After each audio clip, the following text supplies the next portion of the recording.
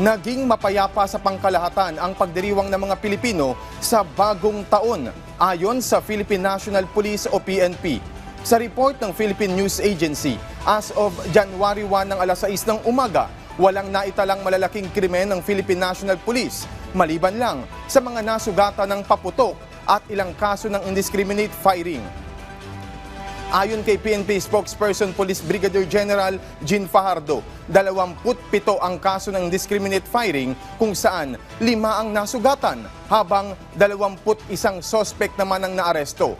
Kabilang sa naaresto ang isang security guard, pulis sa Calabarzon at opisyal ng Bureau of Corrections sa Zamboanga Peninsula.